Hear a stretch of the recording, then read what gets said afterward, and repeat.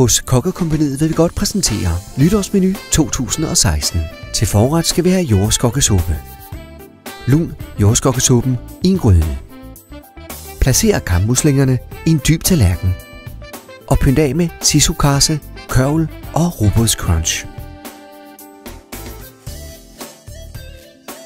Mellemret er dampet torsk med kartoffelcreme. Lun den dampede torsk i ovnen, mens den røde kartoffelcreme lunes i en gryde. Kom et par spiseskefulde creme på tallerkenen, hvorpå fisken lægges. Sæt 3-4 dutter med citronkonfit og pynt af med dild og brøndkarse, samt dildolie og crotoner. Hovedretten består af stegt kalvemørbrad. Steg kalvemørbraden i ovnen og lad den trække 10-15 minutter. Lun saucen, selleripuré og bag pommes duchesse, syltede løg og selleri i ovnen.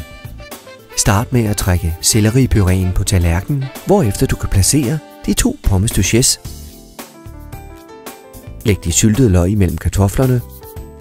Herefter placeres kødet. Fordel selleri på tallerkenen og kom et par skefulde sauce ved og pynt af med timian. Osten kommer færdiganrettet fra Kokkekompagniet. Du skal blot anrette knækbrødene i en skål. Og til sidst desserten, som består af chokoladetærte.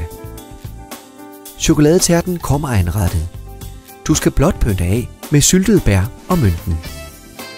Bestil hele menuen for kun 350 kroner, inklusiv kransekage. Bestil på kokkekompagniet.dk. Kokkekompagniet siger velbekomme og ønsker dig et rigtig godt nytår.